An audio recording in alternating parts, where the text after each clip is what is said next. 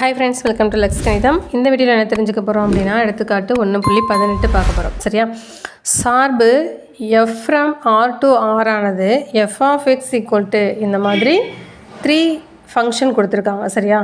2x plus 7 அப்படின்ற ஒரு function. இது எப்போனா எக்ஸோட மதிப்பு -2க்கு கீழே இருக்கும்போது மட்டும் இந்த ஃபங்க்ஷன் கொடுத்துருக்காங்க.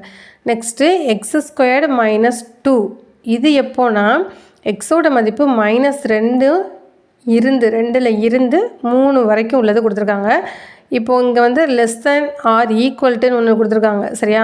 அப்போ இதில் -2வும் இதில் உண்டுன்னு அர்த்தம். எக்ஸை வந்து -2வும் எடுத்துக்கலாம். ஆனால் 3 எடுத்துக்கலாமான்னு எடுத்துக்கக்கூடாது. அதுக்கு கம்மியானது உள்ளது மட்டும்தான் எடுத்துக்கணும். அதே மாதிரி 3x - 2 இதெல்லாம் நம்ம எப்போ யூஸ் பண்ணணும்னா எக்ஸோட மதிப்பு 3 அல்லது 3 விட அதிகமாக இருக்கும்போது யூஸ் பண்ணணும் அப்படின்னு சொல்லியிருக்காங்க. இப்போ நம்மளுக்கு ஒரு ஃபோர் சப்டிவிஷன் கொடுத்து இதெல்லாம் ஃபைண்ட் அவுட் பண்ண சொல்லியிருக்காங்க, கண்டுபிடிக்க சொல்லியிருக்காங்க. ஃபர்ஸ்ட் ஒன் f of 4 கண்டுபிடிக்கணும், f of -2 கண்டுபிடிக்கணும், next f of 4 + 2 × f of 1 கண்டுபிடிக்கணும், next f of 1 - 3 f of 4 by f of -3யும் கண்டுபிடிக்கணும். சரியா? ஸோ இதெல்லாம் எப்படி கண்டுபிடிக்கிறது அப்படின்னு பார்க்கலாம். இதுக்கு முதல்ல நம்பர் லைன் நம்ம போடணும். சரியா? அந்த நம்பர் லைனில் நம்ம என்ன மார்க் பண்ணணும்னா எனக்கு 3 ஃபங்க்ஷன் கொடுத்துருக்காங்க அப்படின்றது எனக்கு தெரிஞ்சிருச்சு, 3 சார்பு கொடுத்துருக்காங்கன்னு தெரிஞ்சிருச்சு. சரியா? அப்போது ஃபஸ்ட் ஒன் எப்போ நான் யூஸ் பண்ணணும்னா எக்ஸு வந்து -2வை விட கம்மியாக, -2 அதில் உண்டான்னு கேட்டால் கிடையாது, -2வை விட கம்மி அப்படின்னா -2வை விட கம்மியானதுன்னா இந்த லெஃப்ட் சைடு உள்ளது தான். சரியா? ஸோ -2வை விட கம்மி ஆனால் -2 இருக்கக்கூடாதுன்னா நான் ப்ராக்கெட் எந்த மாதிரி போடணும்னா இந்த மாதிரி ப்ராக்கெட் போடணும். சரியா? -2வை விட கம்மியாக இருக்கிற பட்சத்தில் இந்த சைடு மட்டும்தான் நான் ஃபஸ்ட்டு ஆப்ஷனை யூஸ் பண்ணணும். என்னது? 2x + 7. அப்போ எக்ஸோட மதிப்பு -2 விட கம்மியாக இருக்கும்போது நான் இதை யூஸ் பண்ணணும். அடுத்து பார்த்தீங்கன்னா -2வும் இருக்கலாம் ஆனால் 3 விட கம்மியாக இருக்கணும்.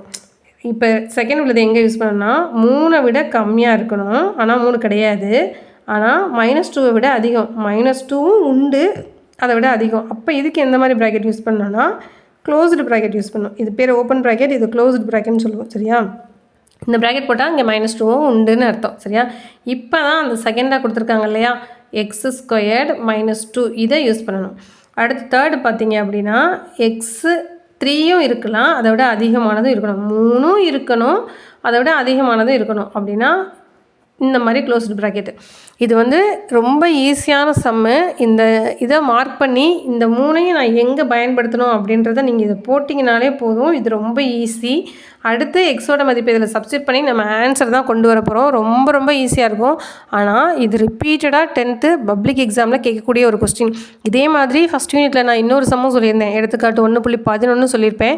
அந்த 11ம் இந்த 18ம் அடிக்கடி ரிப்பீட்டடாக பப்ளிக் எக்ஸாமில் மட்டும் கிடையாது, monthly exam, mid term exam, quarterly, half yearly எல்லாத்துலேயுமே இந்த சம்மை கேட்டுகிட்டே இருப்பாங்க.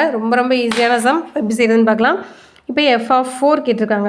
4 எங்கே வருதுன்னு பாருங்கள், இங்கே வருது. ஸோ தேர்டு ஒன்னில் வருது. 3 விட அதிகமாக இருந்தால் நம்ம இதை தான் யூஸ் பண்ணணும்னு சொல்லியிருந்தோம். அப்போ 3x - 2 தான் இதுக்கு நீங்கள் யூஸ் பண்ணணும். ஸோ இங்கே நான் f of 4க்கு நான் யூஸ் பண்ண போகிறது 3x - 2. அப்போ நான் எக்ஸுக்கு பதிலாக என்ன போடணும்? 4 போடணும். அப்போ 3 × 4 -2 முன்னாங்க 12 -2 = 10. சரியா? ஸோ f of 4ஓட ஆன்சர் எனக்கு என்ன கிடச்சிருக்கு? 10ன்னு கிடச்சிருக்கு. ஓகேவா? Next f of -2. f of -2ங்கிறது எங்கே வரும்னு பாருங்கள். எஃப்க்கு நான் எக்ஸுக்கு பதிலாக நான் என்ன போடணும்? -2ன்னு போடணும். இது வந்து -2வை விட கம்மியாக இருந்தால் தான். -2வும் உண்டு நம்ம எங்கே மார்க் பண்ணோம்னா இங்கே தான் மார்க் பண்ணோம். அப்போ செகண்ட் ஒன் x² -2. அப்போ நான் இங்கே யூஸ் பண்ண வேண்டியது x² -2. சரியா? அப்போ எக்ஸுக்கு பதிலாக நான் என்ன போடணும்? -2. -2 the whole squared -2 2 2s are 4 4 - 2 = answer 2. So f of -2ஓட ஆன்சர் எனக்கு என்ன கிடச்சிருக்குன்னா 2 அப்படின்னு கிடச்சிருக்கு. நெக்ஸ்ட்டு பார்த்தீங்கன்னா f of 4 + 2 × f of 1 ரெண்டுமே கண்டுபிடிக்க சொல்லியிருக்காங்க. f of 4ஓட ஆன்சர் ஏற்கனவே எனக்கு தெரியும் 10ன்னு சொல்லிட்டு. இப்போ f of 1ஓட ஆன்சருக்கு நான் கண்டுபிடிக்கணும். f of 1ங்கிறது எங்கே இருக்குதுன்னு பாருங்கள், 1 தான் இருக்குது. ஸோ எதுக்கு இடையில அது வருது அப்படின்னா செகண்டுக்கு இடையில தான் வருது. f of 1க்கு நான் யூஸ் பண்ண போகிறது x² -2. அப்போ 1² -2 1² ஆன்சர் 1 தான். 1 - 2 ஆன்சர். அப்போ -1 அப்படின்னு எனக்கு கிடைக்கும். சரியா? ஸோ f of 1ஓட வேல்யூ எனக்கு -1 கிடச்சிருக்கு. இப்போ தான் நான் இது ஃபுல்லாகவே சேர்த்து கண்டுபிடிக்க ஆரம்பிக்கணும். f of 4ஓட வேல்யூ 10. நெக்ஸ்ட்டு 2 × எஃப் ஆஃப் ஒன்னோட வேல்யூ கேட்டிருக்காங்க -1. அப்போது 10 மல்டிபிள் பண்ணிங்கன்னா -2 கிடைக்கும். So answer is 8. ஸோ இதோட ஆன்சர் எனக்கு என்ன கிடச்சிருக்குன்னா 8 கிடச்சிருக்கு. எஃப் ஆஃப் 4 + 2 × எஃப் ஆஃப் 1 இதோட வேல்யூ 8.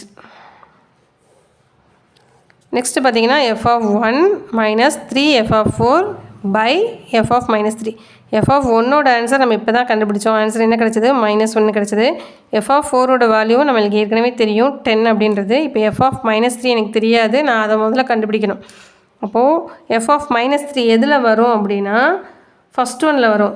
-3ங்கிறது 2வை விட கம்மி, -2வை விட கம்மி. ஸோ இதுக்கு நாங்கள் என்ன யூஸ் பண்ணணும்னா 2x + 7 யூஸ் பண்ணணும். -3 போட்டிங்கன்னா 2 × -3 + 7. ஸோ -6 + 7. ஸோ ஆன்சர் வந்து 1ன்னு கிடைக்கும். ஸோ எஃப் ஆஃப் -3ஓட ஆன்சர் எனக்கு 1ன்னு கிடச்சிருச்சு. இப்போ எல்லாத்துக்குமே எனக்கு தெரியும் எஃப் ஆஃப் 1ஓட மதிப்பு -1 -3 × எஃப் ஆஃப் 4ஓட மதிப்பு 10 பை எஃப் ஆஃப் -3ஓட மதிப்பு 1. டிவைடில் 1 இருக்கிறதுனால அடுத்த ஸ்டெப்பில் நான் அந்த பை 1 அப்படின்றது எனக்கு தேவையில்லை. So -1 -30. So answer -31. So f of 1 -3 F of 4 by F of -3 இதோட ஆன்சர் என்ன கிடச்சிருக்குன்னா -31 கிடச்சிருக்கு.